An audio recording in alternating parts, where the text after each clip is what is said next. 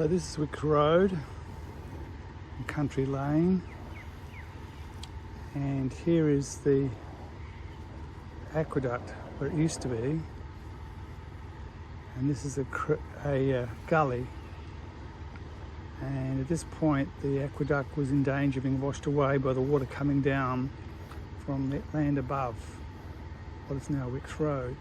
At that time in the 1870s it was all private land, and this is the work that's been done. We can see that the walls of the creek are now protected from erosion by the Gaben walls. This involved quite a lot of packing down of the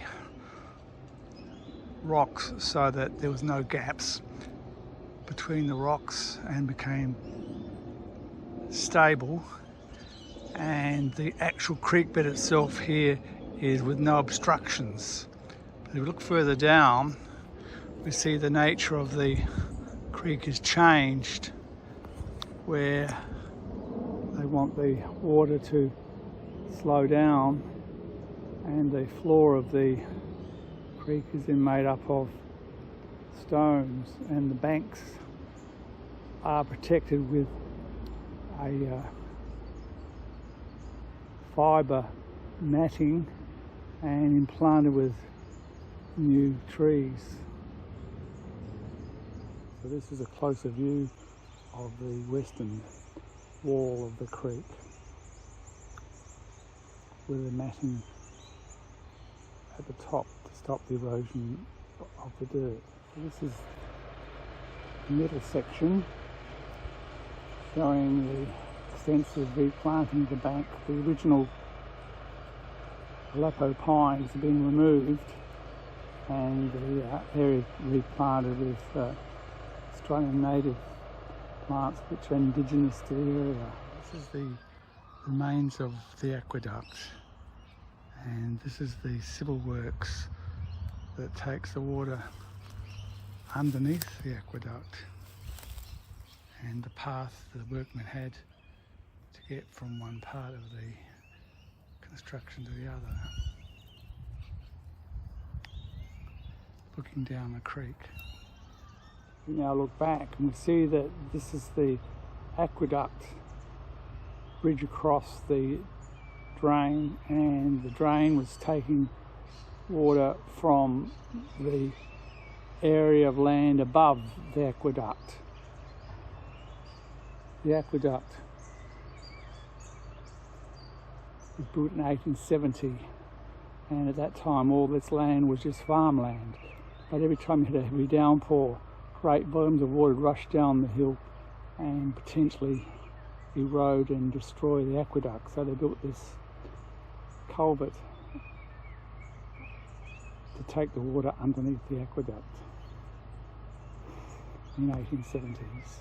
You see here that the river's being allowed to meander following the original contours, and just where that workman is located is where originally in the 1870s there used to be a dam with a hole in the bottom which held the water back and stopped it rushing down into the river torrent, and that was built in the 1870s and was only removed recently when it became damaged. The earth wall was damaged and liable to break. So this is the original aqueduct location. All of the masonry has been removed, and all we've got left is this depression which runs along the contours of the hills, and this is the creek at the point where there used to be the dam, and on the other side of the creek is the aqueduct pathway, and looking back towards the bend in the gully where the aqueduct used to take water from the river Torrens to the reservoir at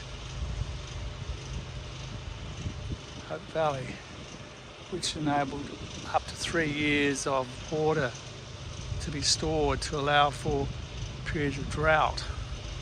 When the times of heavy rainfall Water could be stored for up to 3 years to allow for droughts.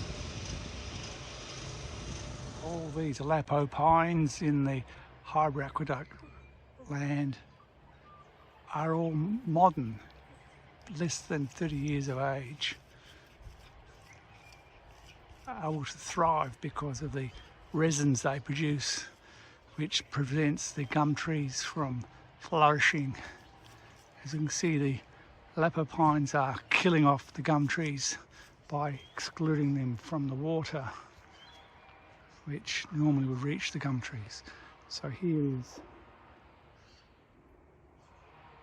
one of these dead gum trees killed by the Aleppo pines. There are some stumps of trees that used to grow here, gum trees that used to grow here away from the actual aqueduct.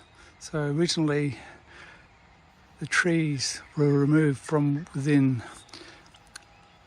50 metres of the aqueduct, but other trees were still allowed to live. And in modern days, this is the sewage pumping station for the suburb of Highbury, looking towards Country Lane. And here, a lot of the Aleppo pines have been removed.